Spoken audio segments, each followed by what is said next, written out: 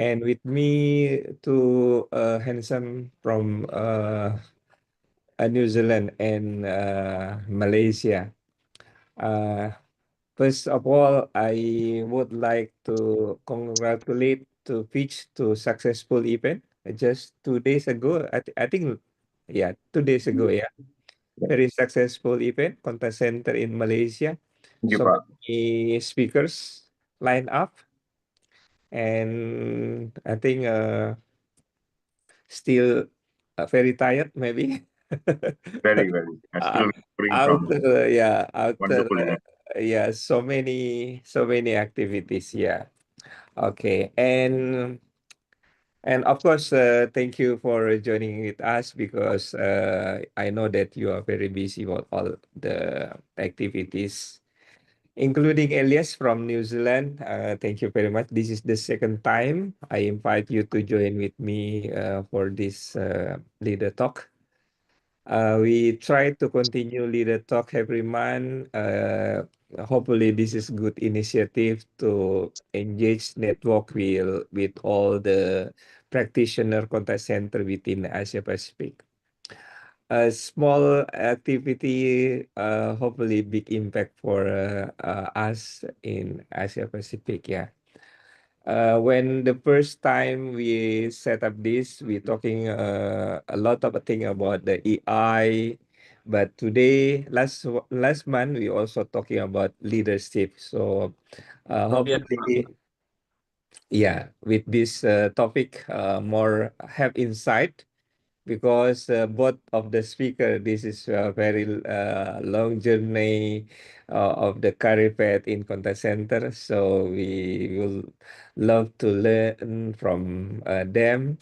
And it's open to discuss for everyone to raise hand and asking question so we can have a discussion.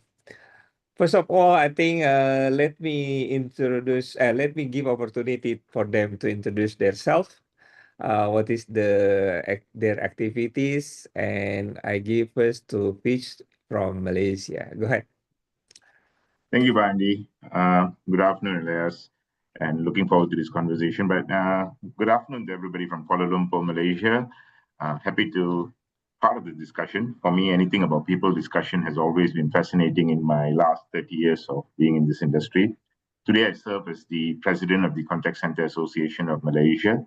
And of course, that's very voluntary service based. But my day job is running an outsourced organization. It's called TDCX, Transformative Digital Customer Experience, one of the largest outsourcing companies here in Malaysia.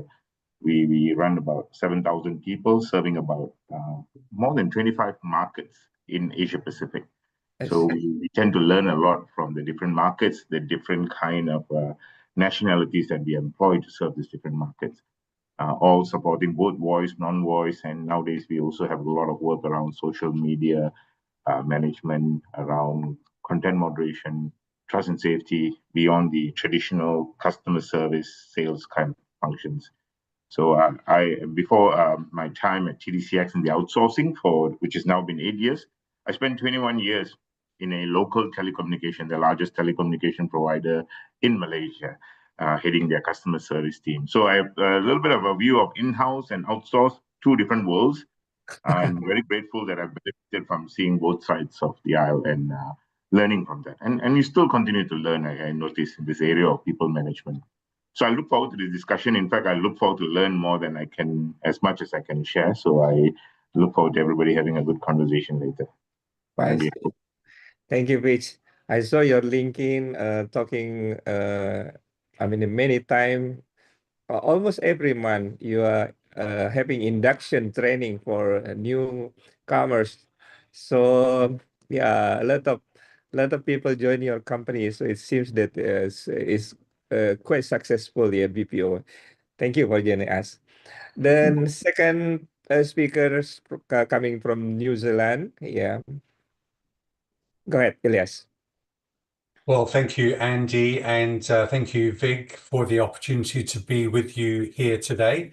My name is Elias Kanaris, and I send you greetings from New Zealand. I'm here in Aotearoa in Auckland, where the weather and the temperature this morning was 6 degrees Celsius. So not quite as warm as both of you were, but certainly enough to stimulate me as I started the day.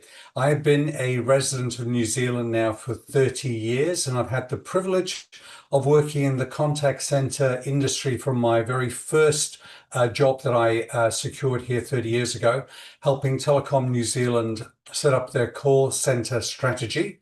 And over the last 30 years, I've been involved with a number of implementations and development of how we can implement and improve the productivity within contact centers, as well as look at some of the new technology implementations. At the moment, I serve as the Chief Executive Officer for the Contact Centre Network New Zealand, which is the equivalent of ICCA and CCAM. And it's a privilege to be part of this leadership alliance in Asia Pacific. And I know that, as Vic has already mentioned, people are one of the most important elements within a contact center. And when the opportunity and the topic came up, I said, please, choose me. I'd love to talk. I've been involved with leadership, with Maxwell leadership team from the beginning of that, and we're now 54,000 leaders worldwide that have been trained. And I know that what we have learned is applicable in the contact center and the opportunity to help our teams grow. So I'm really looking forward to being part of this conversation and stimulating our thinking and everybody else's thinking about how can we help transition people from manager to mentor. Thank you, Andy. Thank you, Elias. Good introduction. So let's start this discussion, and we are looking for about the leadership development. I know leadership become challenging. To find leader in contact center is not easy.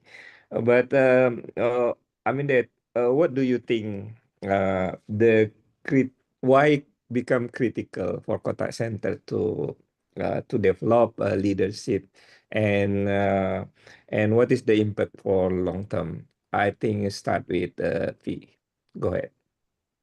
Thank you, Bandi. I like the word to test the word leadership. In the past, sometimes there is a manager or a supervisor as we see it.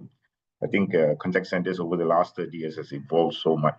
What used to be a very much transactional execution center, and if we understand that context, then we will understand why we need to invest the kind of talent in leadership more than ever before.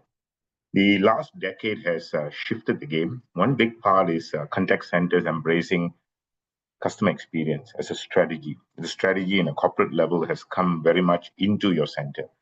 And that requires a lot of change management, change processes.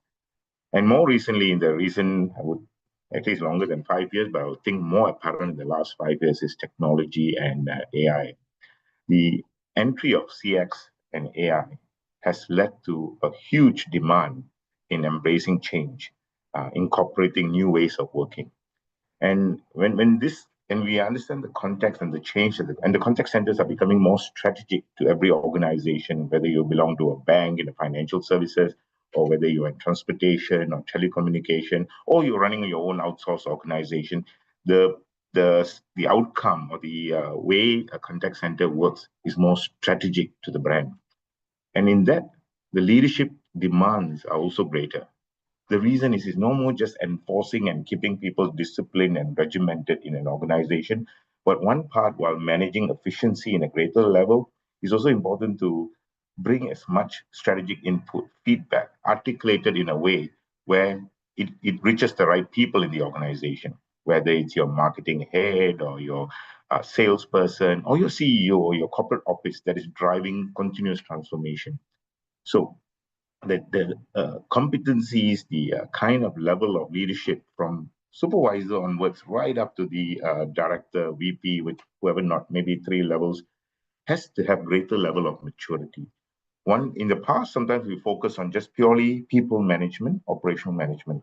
But I think the demands have shifted quite a bit into supporting the brand, driving continuous improvement, bringing innovation into the contact center. Because when a change is executed by the corporate, we also, as leaders in all levels, have to bring that change and explain and educate and get everyone to embrace the change, because no change will happen if not everybody's on board. And a leader requires to inspire such changes. So leadership today requires not just enforcement or on-the-ground management, but it requires one to bring inspiration for change management. And change management, by the word itself, will continue. The only thing constant, somebody used to say, and everybody used to say this, right? Change. And to drive change, you require greater maturity in leadership. So I do believe that that new element has slowly sunk in, but we are not quick enough to transform our leadership capabilities at times in different places. Some of us are, and even in Malaysia here, some of us are still stuck in the old school that, yeah, just please do your coaching, get your AHT right, get your adherence right, get your schedules right, and that's your job, right? Or take some escalation calls. Today, got to invest time in analytics at all levels of leadership, analytics of individual performance, of customer uh, communications to us, and analytics of the larger opportunities and efficiency. So analytics is important. Bringing customer feedback to the relevant parties and stakeholders is important. So work has changed, and but the chance of having a frontliner trained and positioned and then moving to a leadership seems to be a struggle. In Malaysia, I also have seen some parts of the other regions, we still struggle because we are caught in an operational management mindset. And if we do not transform, we will be behind the curve. And that's my view. I'm sure we can talk a little bit more. I'll pass back to Pak Andi and Elias to see their views on this in terms of the leadership development. I only state the problem statements. Maybe Elias can give me the solutions. Thank you, P.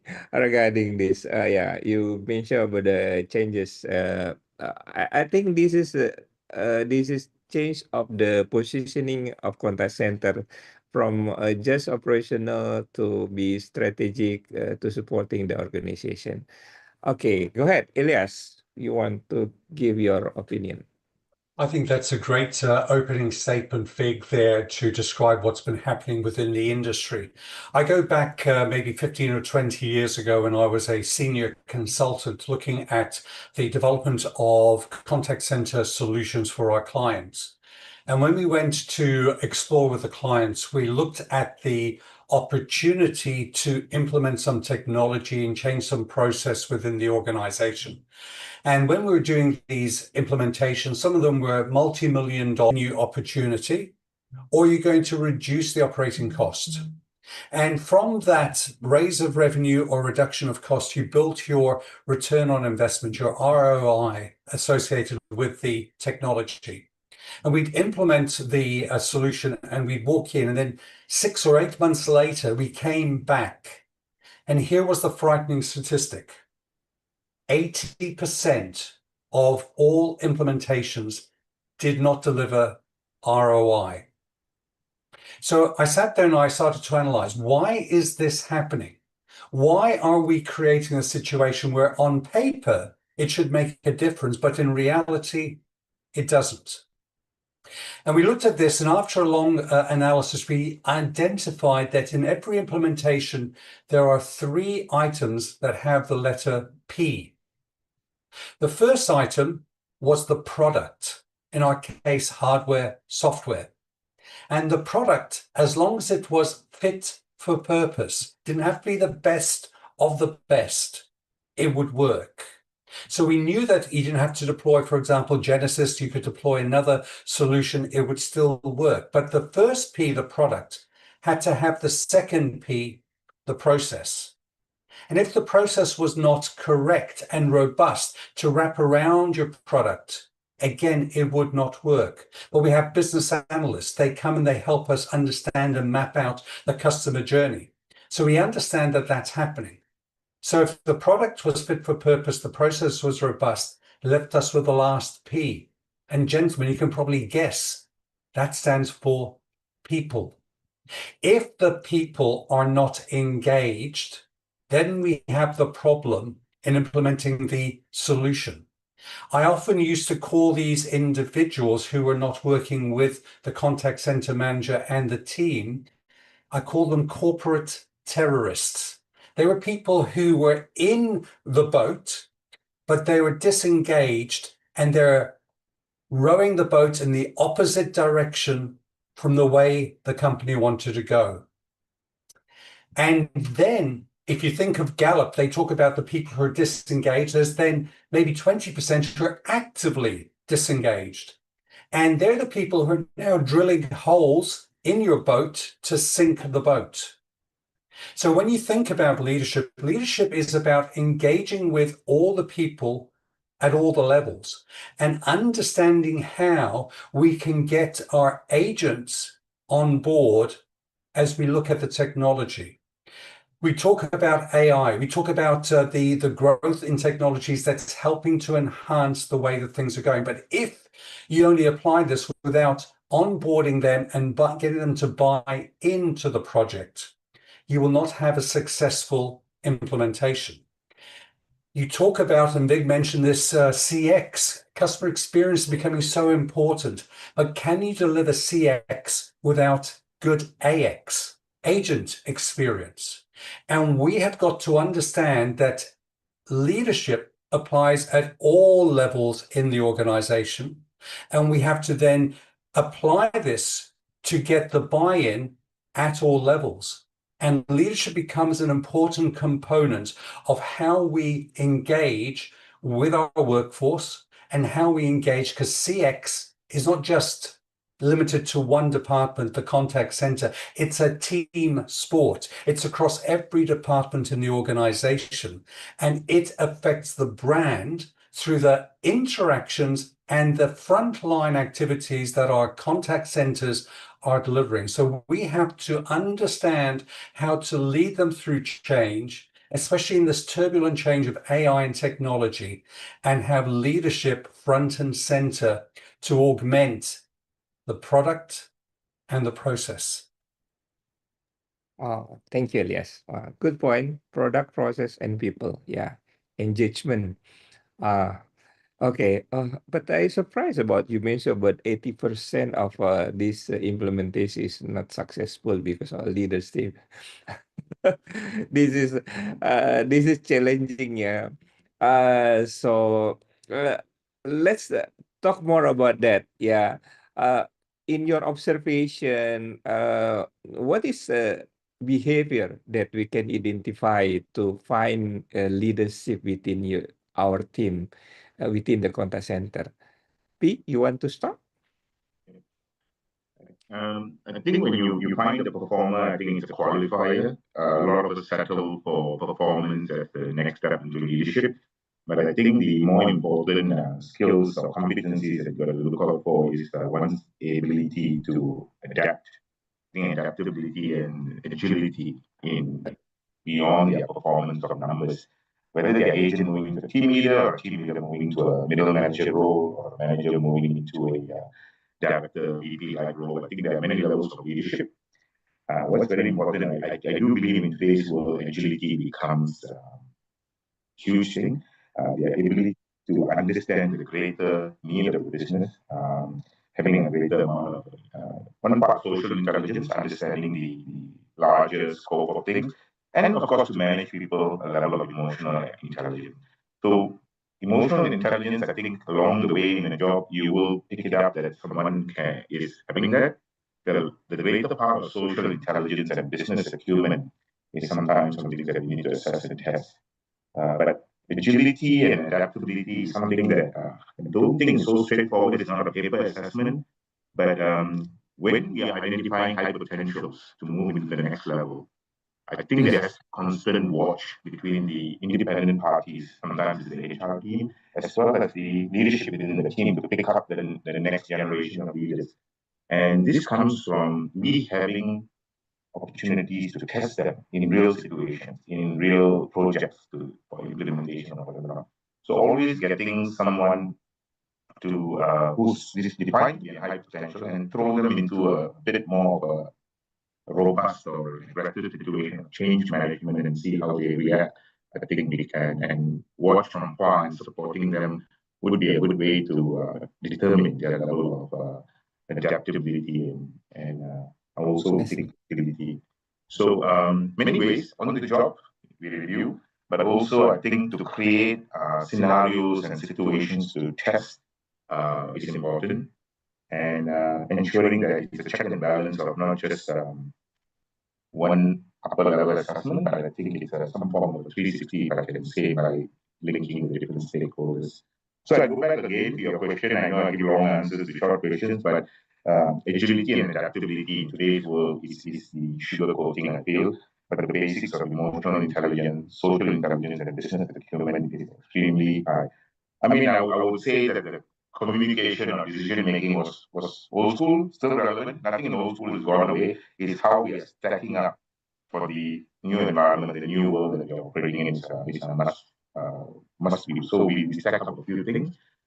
You can have decision making and communication, but that person may take one level up and maybe say that we want people to grow as everything is changing around us, and hence I think early assessments of those are important.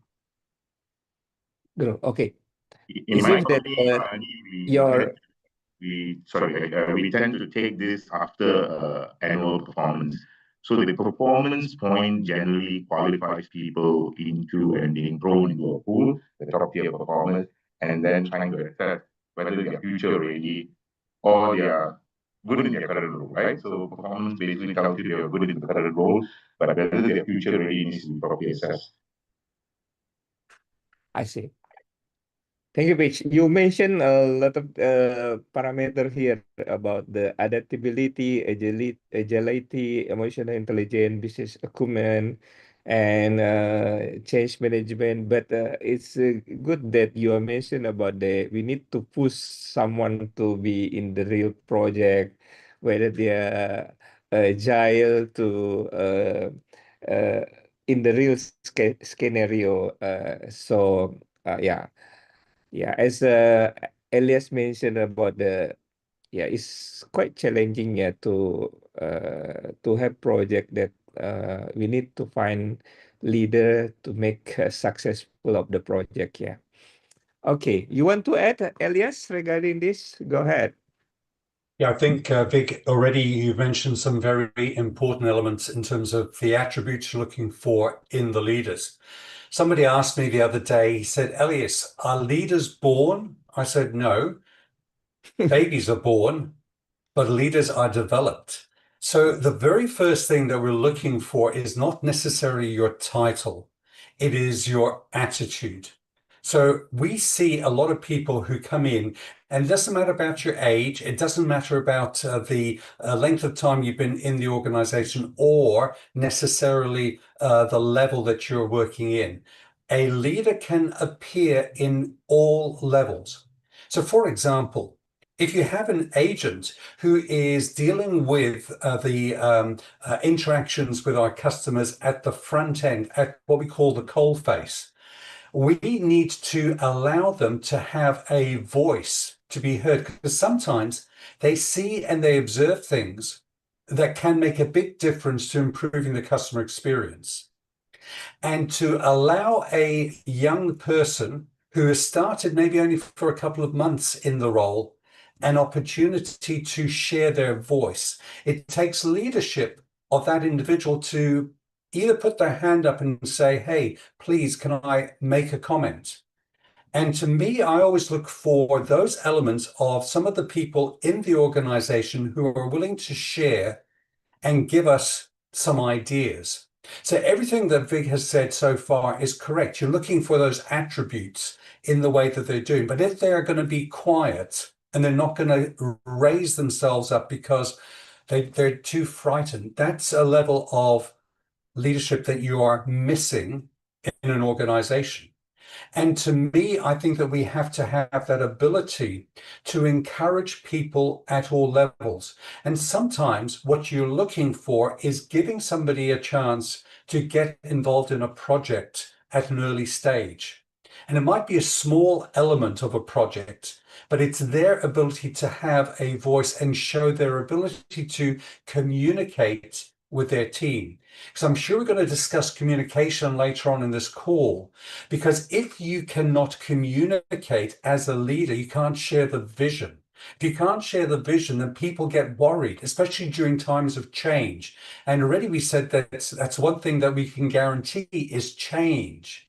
So we have to then empower people to show that they can communicate.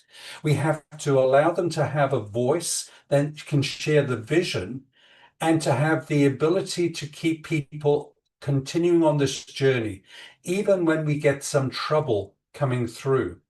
And a good leader will also show a level of humility to be able to say that I will accept somebody who is below me in the organization to have a voice and share with me. I will listen to them. And listening is an important part of being a good leader, to then be able to have diversity in what you're doing. Because if you're running a project and you want to change something in your organization, but you only go to the C-suite in the business, then you might have some real danger of looking at just one element or one viewpoint. But a leadership will get the inclusion of people at all levels, by different people of age difference, or by the gender that they are, that they can come back and share things and ideas that then shows that we have a better view across the board. So from a leadership position, number one, you do not have to be by age. Number two, you don't have to be by position.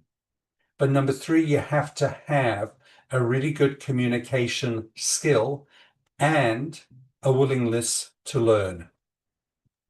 Elias, a good point. I mean that how long do you think people need to be developed to be the leader? Oh, crikey, that's a great question, Andi. I think that what we have is a lifelong activity. You Okay. can never stop growing, and you have to cater for that in the organization. Now, I've had the privilege of working with great leadership trainers like John Maxwell. And with John Maxwell, I've been involved for nearly 28 years with his activity. And I know that in this time, I'm always learning something more. I'm always growing myself as a leader. Now, if you find that somebody is only willing to grow if the organization wants to invest in them, then I would question the real desire and ambition of that leader. I have invested hundreds of thousands of New Zealand dollars in my education by attending conferences around the world, by getting mentors to work with me, by buying books and reading them, attending seminars, and many other activities. And I think that we have to say that it is an ongoing process. So Yeah. do not say it's just 1 year to develop a leader, but it is forever an opportunity. Yeah. But in some cases, managers only directing, not mentoring. What do you think, Vic?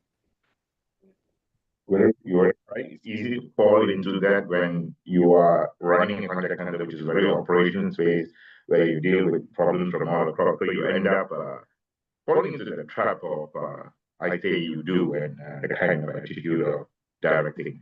But even while you do that, in the most critical situation, it's important to always schedule time for the conversation, whether it's in a coaching mode or maybe around the fringe of trying to inspire people forward. And one of the things that I wanted to say about, and I totally agree with what Elias just mentioned, that in the leadership role, there is no destination. It's an ongoing journey. This is continuous learning. And I'll give you a simple reason. Today, after 30 years in the contact center, I'm still learning because I'm managing a very different group of people than I was 20 years ago. The generations have changed. The behavior of human beings have changed. The people who come into the contact center today, when we look at the 20-somethings that join at the start, although I don't manage them directly, I need to understand what's happening and what excites them, what inspires them, and what keeps them connected. And it's important. I can't just stay far away from that. And of course, the managers are also in a different age group and generation as well. So the generational change has brought, I won't say different, I want to say complexity, but it's not complexity. It's brought new ways of working, new ways of thinking. And it's very easy for us to become obsolete if you don't keep pace. All leaders or senior positions or whatever role you hold in the highest position, you need to recognize one thing. What you know of the past doesn't necessarily apply for today and tomorrow. So we have to learn along with the change that is happening around us. The use of technology. I tell my contact center managers who are like more than 15 years in a row, I tell them you're becoming obsolete because you never started off by handling chat or messaging applications or even social media. So as you are trying to set the tone and pace, you you are never and you never and some of you never understood what it takes in managing these new channels, these new capabilities. So it's very important for us to get to the ground and pick it up. Otherwise, we're still living in the voice world. The voice world of handling inbound calls could be very different from the concurrencies that we require in chat and messaging and whatnot. So the workflows, the processes have changed, the generations have changed, and it's important that we stay connected. Otherwise, we're falling into a trap of being obsolete in all ways. And I totally subscribe to this continuous learning that will happen until the day we stop working. Then you'll still learn around the world, but yeah, I think that's absolutely critical. I see. Please, it seems that your sound is echo, a little bit echo. Yeah. So Should I go out and come back? How do I do this? no, I mean that, yeah. It's still, I mean, clear, but a little bit echo. Yeah. Yeah. This is good point. A bit you mentioned, but sometimes managers itself doesn't have time to learn itself. What do you think, Elias? Well, I think we always have to try and carve out time for these activities in a very, very busy schedule. Vig mentioned an important component. We are in one of the most measured industries and sectors in the world. You measure average handling time, you measure the wait time in the queue, you measure every element conceivable. And yet, if we think about this, should we be measuring first contact resolution to improve the opportunity of having a better experience for the customer? And if you think about that, sometimes you've got to look at saying to yourself, well, I know the average handling time is important because it costs us money the longer we're on the call, or the longer people have to wait in the queue does not help us with our customer satisfaction and the brand impact in the marketplace. But when you look at this, if we think only of the metrics and we think about how to measure people and direct them down a pathway, then we start to create the behavior in the contact center that can be detrimental to the experience. So, for example, if you say average handling time and you as a leader are just focusing on average handling time with your agents, what will they do? They will say, how quickly can I remove this person from the queue? And suddenly the person thinks, well, I have some, but they're gone. And we can all go to experiences that lead us down this pathway. Now, remember, when you think about the operational cost in your contact center, nearly 70% of the costs are human related. So when we have human related costs, how do we get the most out of our agents? How do we get the most out of our people? Yes, we've got tips and tools like workforce management tools, which we spoke about in previous conversations, where we have that ability to look at improving the way that we roster our staff in, and maybe even get people from outside of the department to get involved.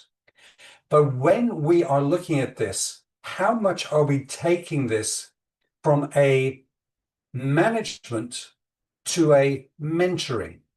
Because suddenly we have to look at what Vig was saying in terms of the coaching for our staff to say, how do we improve things? The cost of churn when we have the staff member resign and leave can be very, very expensive to the business. So we have to understand, how do we improve that?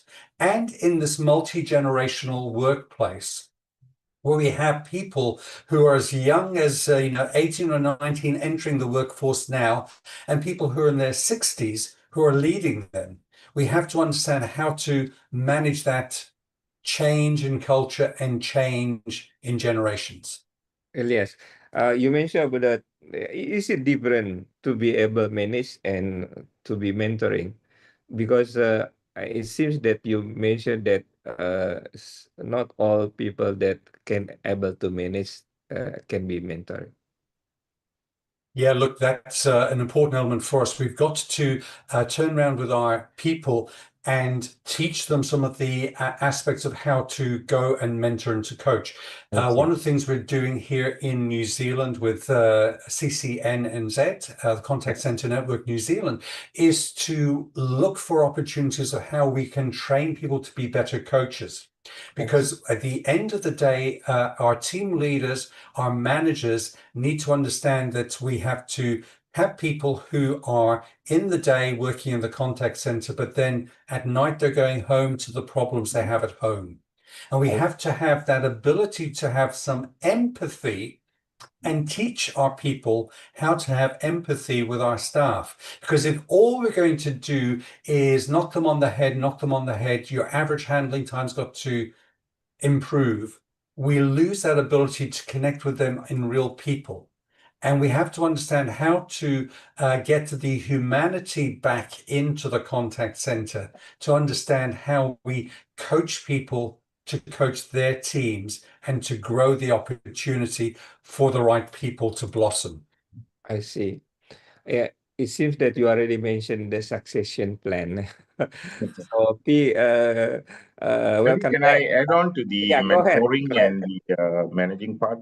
I do believe there's a role of, okay, if I take a team leaders level, there's a role of managing individual contributors. And in this, it's accompanied very closely with coaching. And coaching is such a powerful tool, not just to guide someone forward in performance, but also to learn, for the coach to learn as much of what's happening in that area of performance. But I think mentoring will have to lift the level up. Maybe not the team leader mentoring the agent, but likely a senior person picking up some very high potentials and sharing the busload of experience that they may have. Mentoring comes from reflecting a little bit about taking scenarios and situations, but I think it generally, where I've seen it work very well for us here is picking up a few people. Not everybody needs mentoring, but I think you're going to identify beyond high potential. There's a group of people that are seen as future leaders in senior roles, being mentored by someone who has got much more experience than the team leaders as well. So could be the vice president, could be the director of the contact center, could be senior managers in the contact center who then have a mentee. And why I think that's powerful is in a mentoring role, I've had some people who I've mentored, but I end up learning as much as I give, because the reverse mentoring process is quite powerful. It helps the senior leaders who are a little bit um, past the generation that's in front pick up the new ways of working, the new thinking, and the culture that can be slightly altered by the generational changes, behaviors. So I think mentoring works two ways, but I think it's a gap of from one level to maybe a +1, +2, or +3, so that it becomes totally powerful for that inspiration to take shape. Mentoring, I think the outcome should be an inspiration for someone to really fly and move forward in this industry. Yeah, not easy to ask them to be mentor. Yeah, it's more easy for them to directing people around them as manager. So yeah, when we are talking about the succession planning, yeah, this is good as well when we are moving, especially for this generation. Yeah, to plan a succession for them when the right time to move someone to moving forward from team leader, supervisor to become coordinator, manager, or vice president, and so on. So Elias, you want to start with this one? Yes, so before I go to talk about succession, I just want to add on to what Vic was saying just there about mentoring. And I had the opportunity when I was working in the UK, so over 30 years ago in the UK, I worked for an Italian computer company called Olivetti. And in the UK, I had the opportunity of one of the senior execs coming over from Italy. And every month he would say, Elias, let's have lunch. Let's have some time together.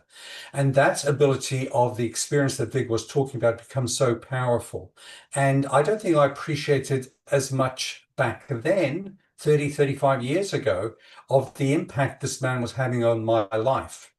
But now when I look at the mentoring, I think that some of the frameworks that I've used is very, very powerful to then think about how do we help others put the right framework when we're mentoring. And whenever I'm now mentoring people, and I do this part of my role within CCNZ and with my other clients and customers, I say there's 4 things that we do when we meet up.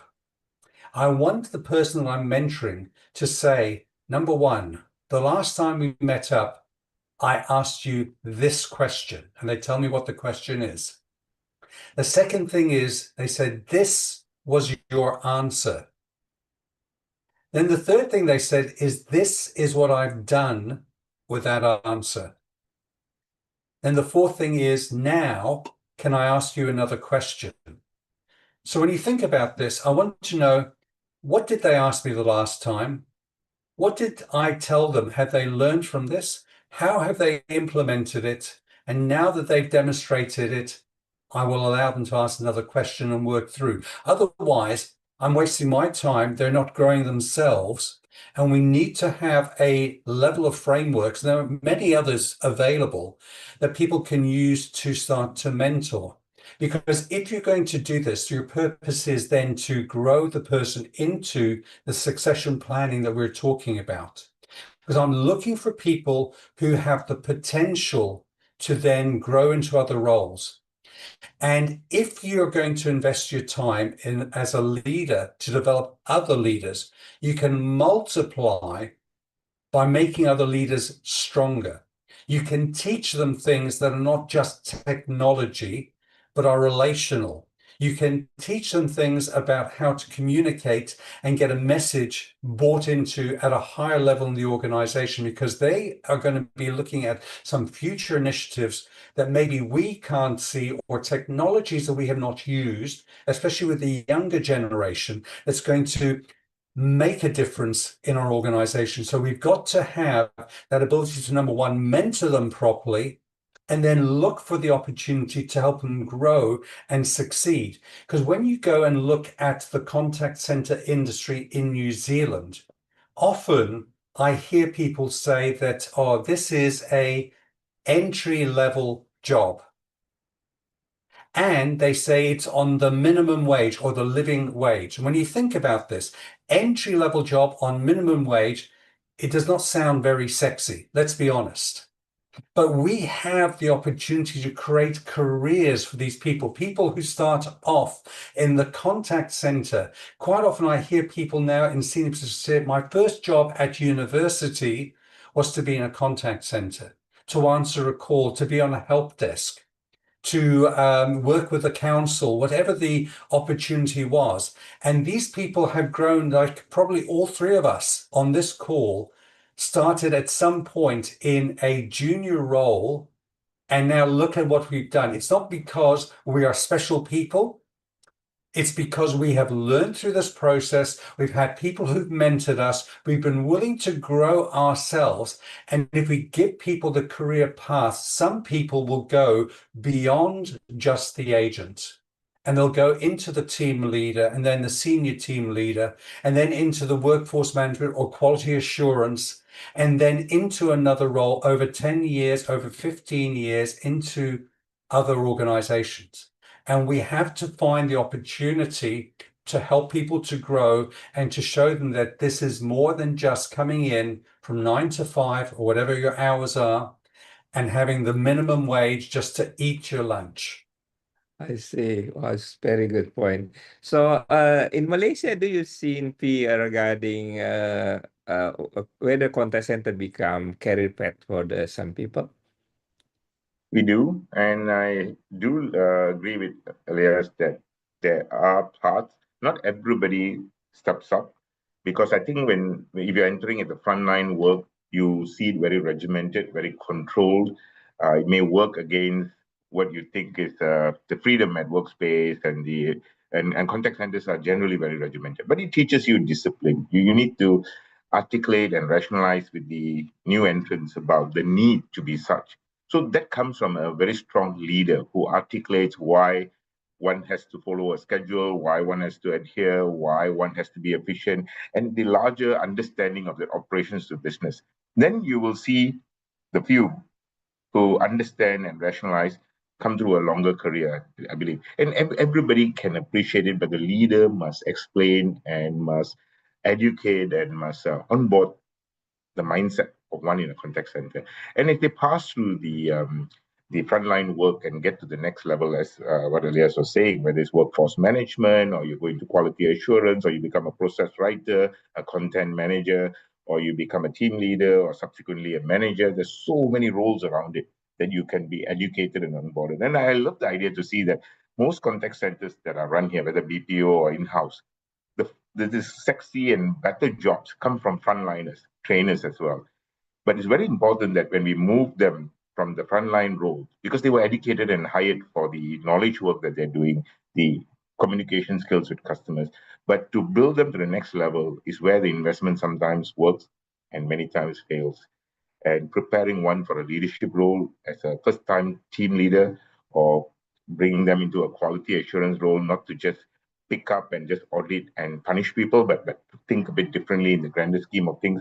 That step up onboarding is extremely important. So I see most contact centers in Malaysia that are running, whether in, like I say, in-house or outsourced, Yeah, all leadership roles are fed through the frontline work. And that's beautiful to see. And it I happens because there is a leadership there that understands that the step up of the transition requires support as well. The ones that are struggling with good leaders because or good QAs or good trainers is because the investment in the transition did not take place. I Um, So it's becoming from leader itself. Okay, I think it's better to give opportunity to participant here to ask question if anyone to ask question to these two handsome. Okay, anyone?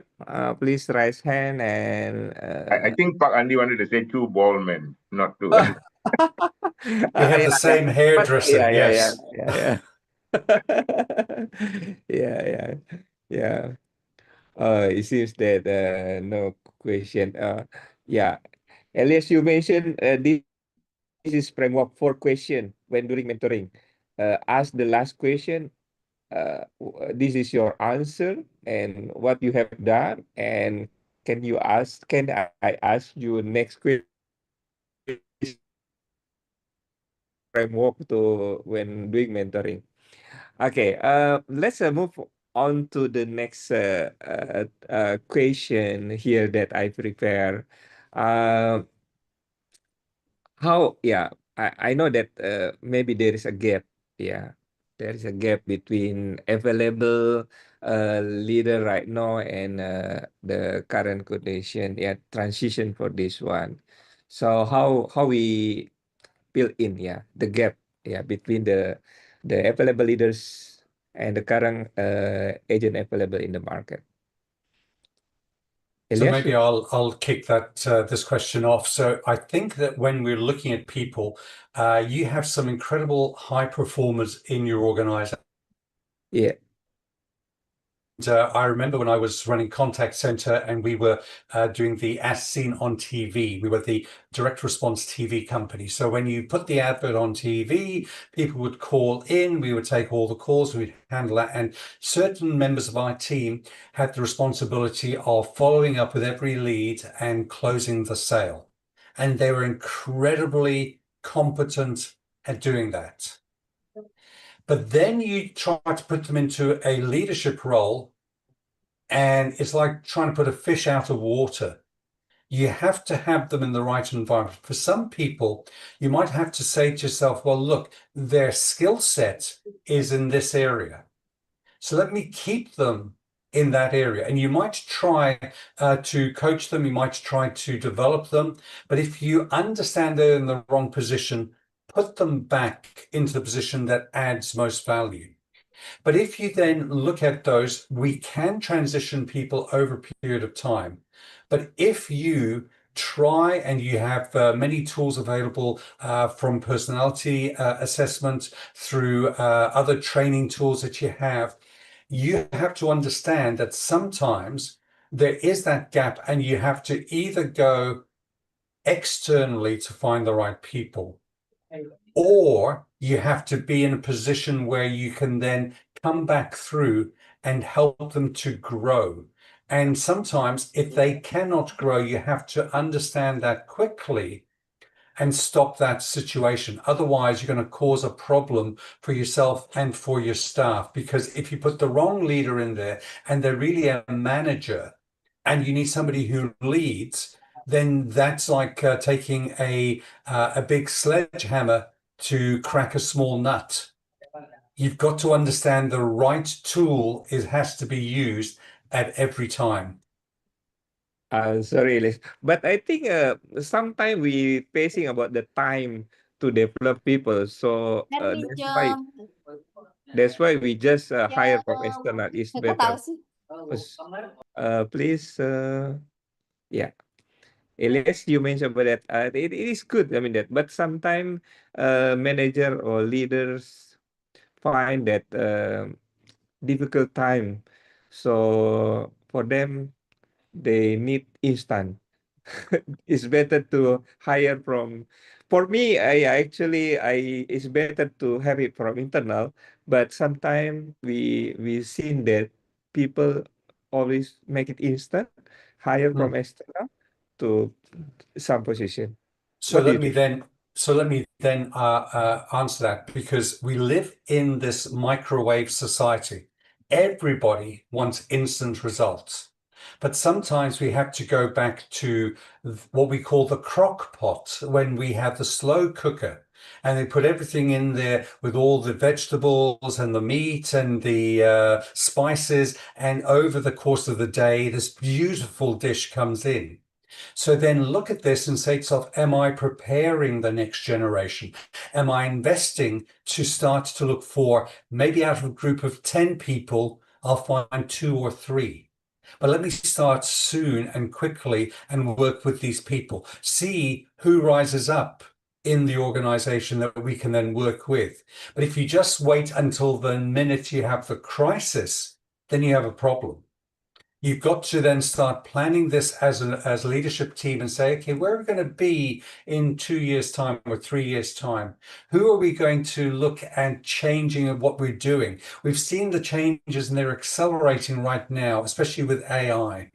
We have to think about, how are we doing this? How are we developing the capability in the organization, just to make sure that people know how to change from a voice call to a web chat? And how are we going to then allow people to understand how we develop that capability? And sometimes we look at 2 or 3 people in the organization and we say, let me start to mentor them and develop them and help them with their leadership. And if we do that early enough with the long-term vision, we have a better chance of being successful. But if you're just on the instant results, it's going to cost you more because you get people from outside. Number 2, does that give you the culture that you're looking for? Sometimes they bring a different culture in, and that can be dangerous. I see. Good point. Slow cooking. Yeah. Fee, how, go ahead. I kind of agree, and I want to just alter a bit. It depends which situation and which level of maturity your contact center is in. If you're just starting up a new program, just say in one of those outsourcers, you may want to hire or supersize hiring and put people in the agent level and watch them grow into a team lead, which can happen very fast, especially in a startup. You might see people develop into a leadership role quite quickly within 6 months, 12 months, because as the team is shaping up, You have leaders already in the front line, understanding workflows, processes, and then you are somehow using a crane to lift them up. So that can happen. That's a strategy in a startup process. But otherwise, I do think I always like the idea there's about 70-80% internal and 20-30% external hiring. The reason of today's changes, an external party can sometimes, but you really got to assess people and bring them in when you're bringing in external, whether they are culture fit, they are industry fit, and are they uh, having all the characters and the right behavioral skills to bring that change here. Because that external party may have seen something different that can help infuse growth and progress, if any. And that 2 out of 10 hires has to be really thought through proper in terms of recruitment. The internal process is equally important because that's a transition. I mean, recognize it's a transition from a doer, an individual contributor, to a leader. And in that leadership role, it is absolutely critical that we invest a good, I see at least a good 6 to 15 months of continuous hand-holding by the more senior leaders, watching, assessing their performance, looking at the team engagement index, looking at the team performance is a must-do. One team leader in Malaysia here manages anywhere from 10 to 18 agents. And that's huge in terms of the impact you're creating on people. So it's not just to throw someone into the position and let them be, especially if the first time supervisor role. Investment in people management skills, investments in exposure to the business, giving them the kind of support tools and kit to have conversations, teaching them how to have a team huddle while doing a one-on-one coaching, having them to be connected to the larger ecosystem so that they can take problems and fix it. All that comes from the level above. And that I would think is a 6 to 15 months kind of orientation or onboarding that happens. Sometimes some programs that we run are much more easier, information-based. So maybe the products are not so complex. But in many areas, things are getting very complex with AI here. Everything that we do in the front line is much more complex. And there is this hidden demand that somehow, which is I don't agree at all, is that the team leader must know more than the agent. That's not true. The team leader doesn't need to know more than the agent. The team leader or the supervisor or the manager needs to know how to bring this ship back home to the shore. If there's a problem, there's a situation, how to bring it back. Knowledge doesn't have to be more than the other because the frontliner will keep getting more knowledge and to handle the matter. The team leader doesn't. The team leader needs to know where to find it, how to escalate it, how to bring that help and support the agent. So we need to be mindful of all this. Yeah. Good point, Pete. Yeah, I mean that I found here in Indonesia, sometimes we hire someone to be team leader because of the level of salary, but I think it's not a good practice anymore. It could be agent also the same salary level between team leader because different position. I mean that agent can be better in serving customer, but team leader is better in managing team. Maybe do you experience actually the situation like this in New Zealand or Malaysia? I mean that certain position because sometimes we want them to the next step for position because of the we need to give them better income, something like that. I Go think ahead. that in New Zealand, you do have that challenge in terms of the contact center. You have maybe some bands for the pay structure that will help them to come in, but they still have to have performance-related activities to qualify. I see. And we've got to understand how we develop that and grow the individual and give them the opportunity. Now, when you think about the growth in the ecosystem, Vig has rightly pointed out that we have to invest the time to help them to grow, and we might have that 6 months, 15 months, whatever it might be, time with that individual. Now, here's the interesting situation. I was talking to one of our members in New Zealand, and their contact center is in the travel insurance sector. And they have a goal to grow their business 10% year on year over the next 5 years Mm. without adding any more staff to the organization. Wow. And when I looked at this, I asked them, how are you going to do this? And the response from the CEO was very simple. We're going to look at the leadership and improve the leadership in the organization. Because when you look at this, they brought in somebody from external who was outside of their industry, who didn't have necessarily all the limitations of how that industry behaves, but got some ideas and some thoughts to how to look and challenge what we're currently doing and ask, is that the best thing? Sometimes you do need somebody from outside to help you look at what you're doing today.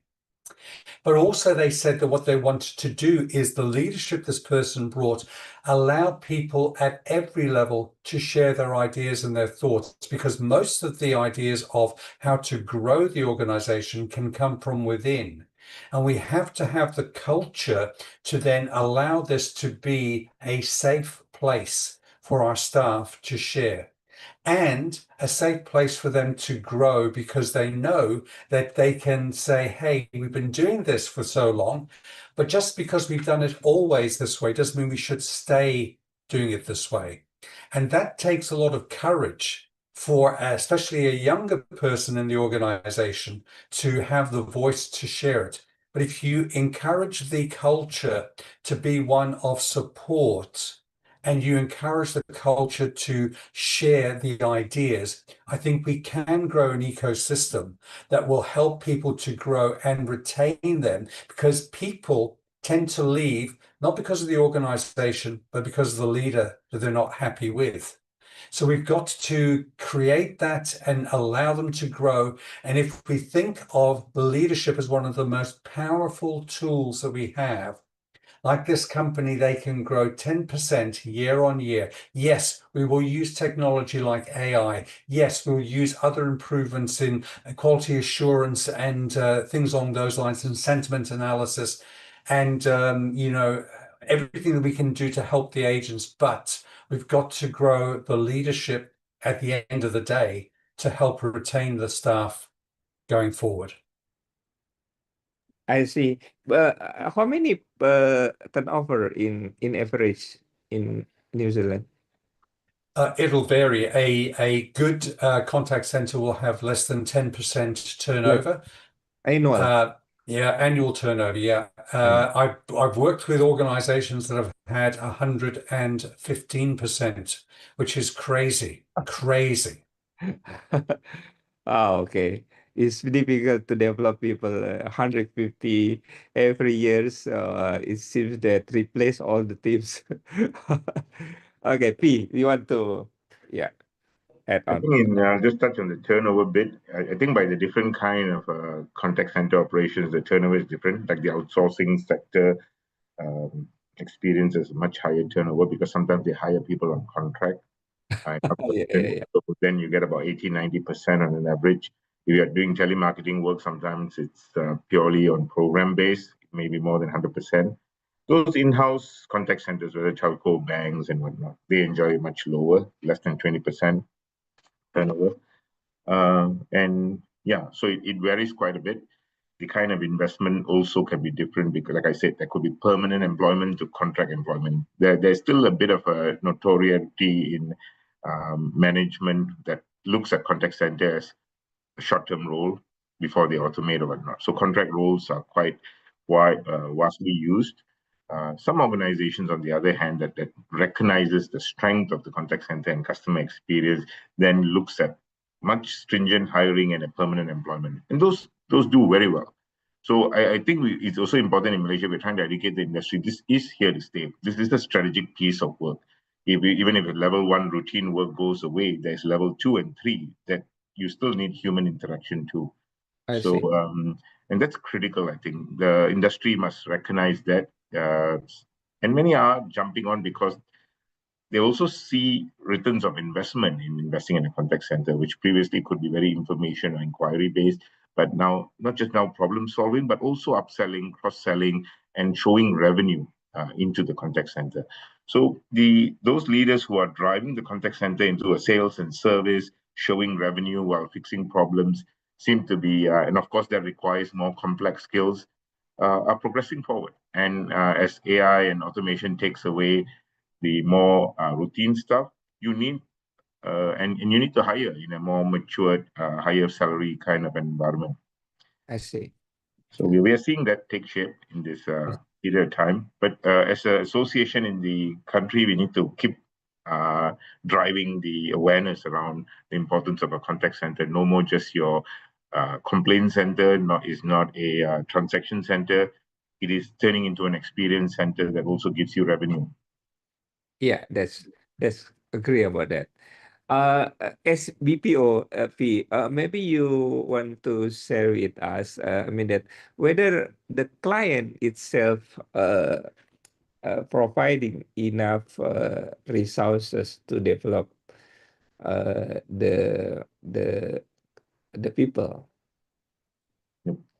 BPO work that I see, I mean, directly what I do, as well as some of the other industry friends that we share together. Clients are always there because for them it's a vested interest. Most clients have their vendor manager or partner manager with the support system of L&D, learning and development, with their own quality leads. And from onboarding to subsequent, there is always a connection to make sure things are right. So onboarding is when a new program comes into an outsourcer, fantastic. Now, how is that sustained over a period of time, or and whether information flows down from the principal brand to the outsourcer?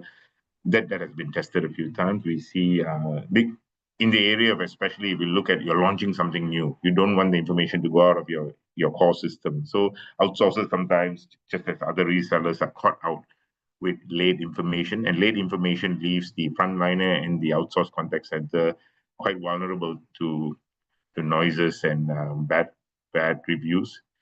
But otherwise, I do see there's a maturity in outsourcing. A company just doesn't outsource without having their own vendor and partner managers in place with the knowledge, the content management, the support to training materials, the support to regular business reviews, and that keeps it connected. I see because a lot of international companies outsource into Malaysia for multilingual capabilities, and they are much more mature. Domestic players who don't have previously a contact center but trying to set up, they tend to struggle a bit because they may not have had put up their support system very well. So I think it's also up to the outsourcers to educate that we need somebody on the other side to connect the dots, because we don't go straight into your product team, we don't go straight into your network or technology team. So we need that handhold, the handshake to continue to run. I see. Okay, very good point. Yeah, regarding that, we as association we need to support the contact center to be recognized, to deliver not just complaint handling as customer service, that more than that about the experience and more benefit for the organization. Okay, I think we are in the almost end of this leader talk, but I still have one question more. What environment and leadership culture that we need to, especially in your country, what is environment leadership culture that we need to develop, especially with diversity of generation in contact center. You want to start first, Elias? Thank you. That's a great question to ask. And we've got to really understand that as we are in this multi-generational workforce, we probably have now 3 or 4 generations working together. The age in New Zealand where people used to retire has now changed. So it used to be 60 years old, now it's 65, and people are still working until 80. 80. And then you have 80, yeah, absolutely. So we're getting such a wide variety. And then you're getting people who are coming all the way through to like grandchildren and great-grandchildren for these people are now in the workforce. So from a cultural perspective, we have to understand that we have to diversify the way that we behave. We have to have the cultural aspects in New Zealand about recognizing some of the different cultural groups like the Maori or the Pacific Islander or other gender diversities that we have to have in here. So we cannot just take the old views and apply that and say everything's okay. We have to have disability and people understanding the capability in this. So the cultural change has shifted a lot in that aspect. And I think that what we now have is an environment where, again, as we start to think about the way that we help people, go back to what Vic was saying about the BPO. If we have an environment that is now treating the call center or the contact center as the cost center, that's a very dangerous culture, because suddenly we say the reason we are shifting the calls to Malaysia or to the Philippines is because it's a reduced cost.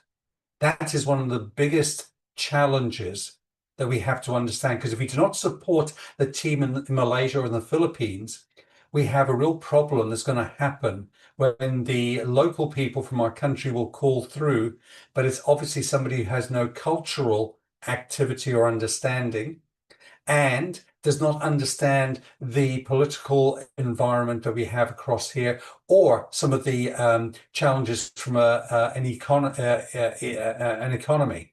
So we have to then look at this and say to ourselves, are we supporting the BPOs as we come in here and helping with the cultural shift so that we can then support them? Because at the end of the day, nothing worse for the agent to be sitting there being abused by somebody who's on the call just because of their accent, for example, or their ability not to understand how to pronounce the town or the city that they're living in.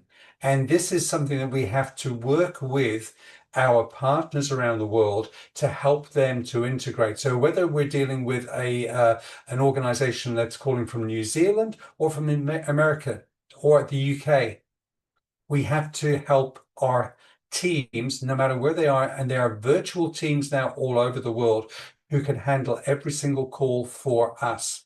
So the cultural activity is going to be cultivated to be consistent, that we then help them work their way through that, as well as retain the people who could then grow that group. But it's got to be on both sides. It's got to be on the side of the organization and the BPO to work together in harmony. Wow. Surprised that 8 years old. Yeah, Indonesia now is the habitat pension is 60, yeah, now. Okay, V, you want to add regarding this diversity, how to culture leadership? Okay, go ahead. The contact centers, I mean, here the retirement age is also, I think, somewhere being challenged from 60 to be pushed upwards, potentially 65. 80 is not something we have heard of, but what we see among the contact center workforce is a very young generation, generally falling below 30, especially the frontliners. The leaders fall into, a little bit more senior, depending on which level, middle management to senior management. But it's very important to recognize that senior management or top management within the contact center have to stay connected. So they are part of the grand system, and that multi-generational diversity needs to be brought together. So inclusivity in the generational gap, inclusivity in the gender and other orientation preferences is also need to be carefully managed, because we do run a hugely multinational environment for many BPOs in Malaysia. So we need to recognize different cultures coming in here with different preferences. But also nationality, religious, cultural beliefs are very strong here in this country. Use of food, use of consumption of food in an event or even in the pantry, the kind of housekeeping and hygiene that is here, especially different nationalities and different culture congregate, all this is absolutely tricky. And that requires a great amount of social intelligence and understanding of global perspectives. Um, and we need leaders who can bring that and stay inclusive, even though they may have personal and private thoughts on something. But it's very important for leaders to step above and ensure there's inclusivity in the work environment, in the workspace, so that there is no conflict. And there is the saying, and I'm going to repeat that again: diversity brings greater strength. I think diversity is what gives us the strength.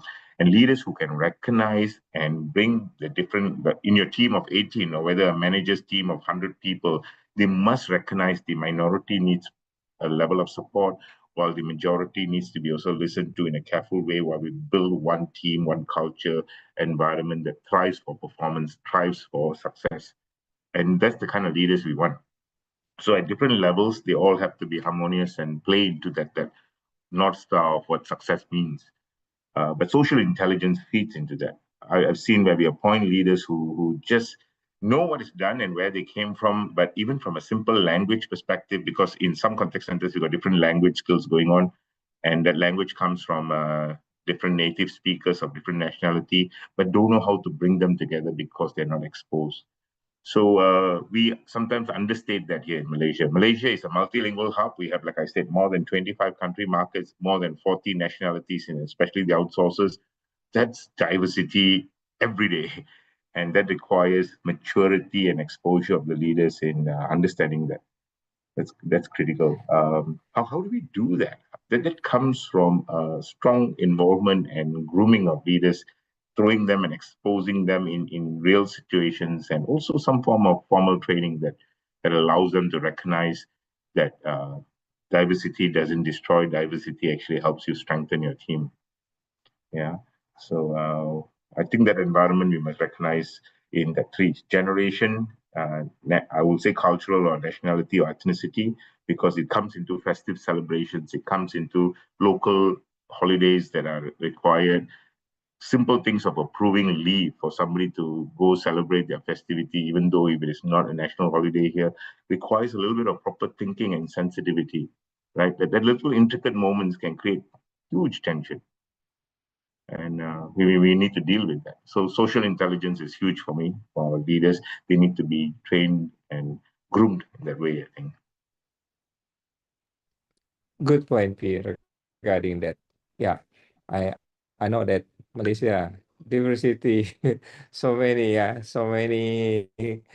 Uh, what is in contact center especially.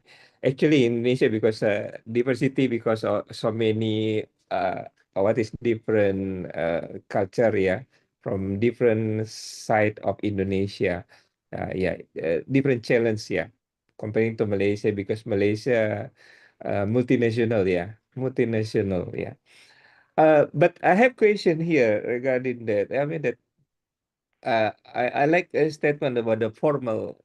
Is it should be formal development or informal development? Both, I think, if I can Do answer you that. think? Informal through experience, on the job exposure is a must.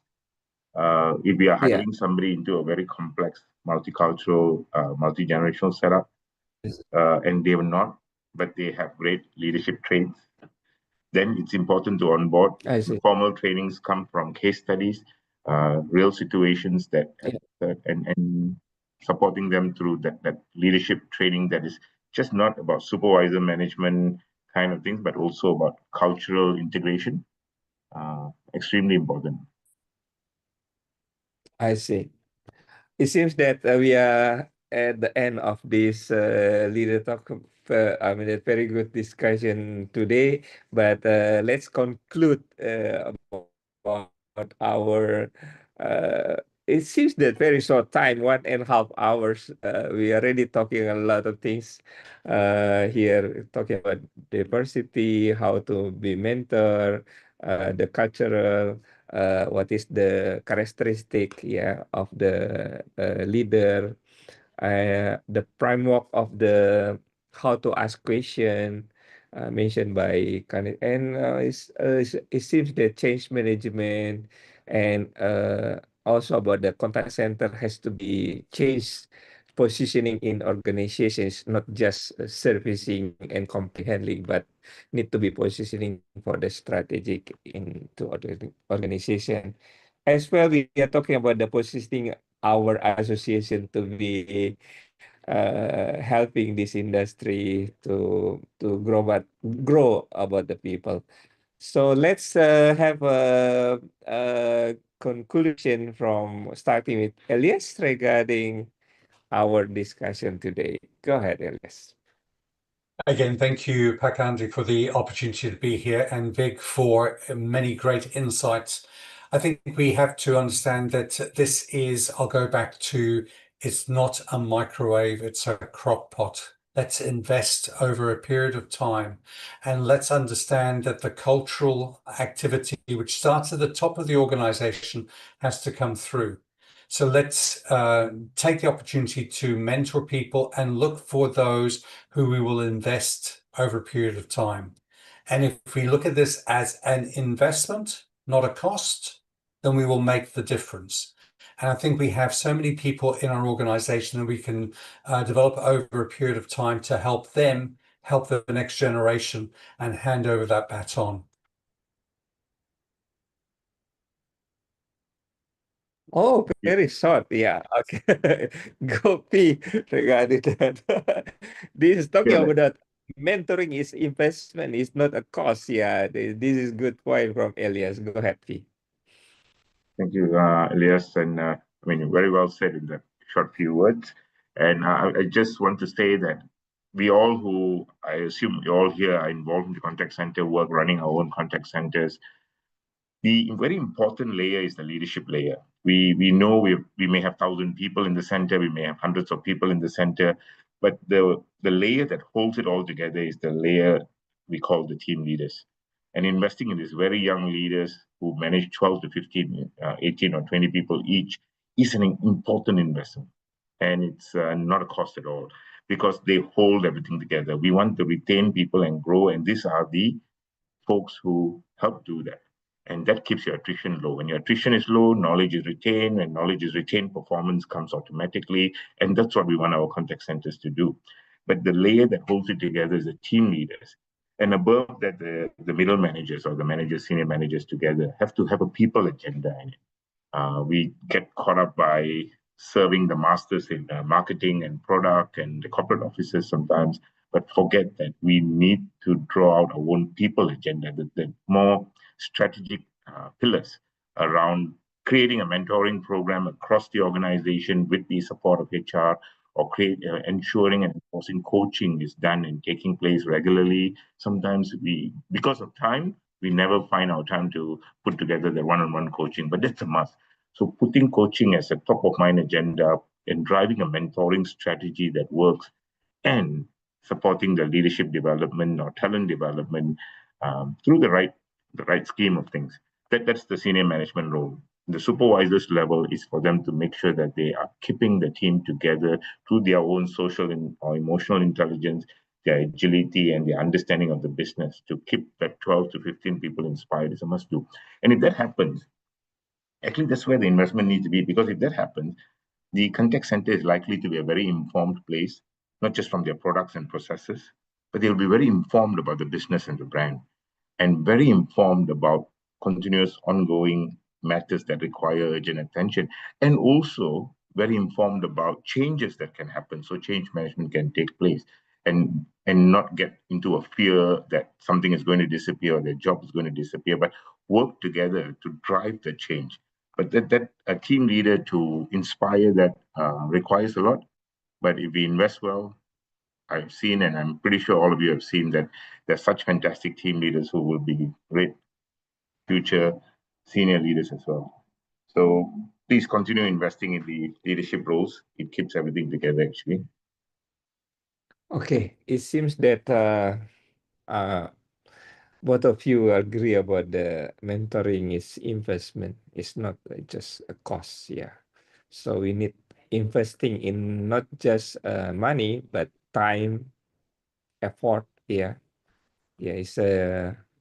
So it's very nice discussion today. And we can conclude I think good applause for all the. We gave 22 participants join this one. Hopefully, the recording of this one will be shared into YouTube and share into uh, LinkedIn as well. Yeah, it's very good discussion today. Thank you, Pete and Elias, for joining with us.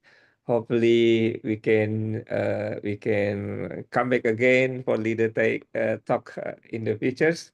Next month, we still have a leader talk, and we already have two speakers from China and Hong Kong. Chapman from Hong Kong and Joyce Pond from China. We will invite others to join us. Hopefully, we have at least three panelists, so more insight. Uh, and hopefully, all of you enjoy this today discussion and take a lot of insight and moving forward for contact center industry. Thank you very much and have a good dinner for Elias. Enjoy the dinner. Thank you, V. And see you in Malaysia, Kuala Lumpur next month. See you See you soon. soon, Pandi. Yeah, but we miss you for judging for Indonesia. Make it happen, P. That's too I busy. will get there soon. I got a whole team. Everybody's lining up to come. So you have the best awards program, and I think all Malaysian, my committee member, are queuing up when they can come. So I have to give way a bit. Okay. Go ahead. Thank you again. See you next time. Thank Take you, one. Pak. Thanks, Yeah. everyone. See you. Bye-bye.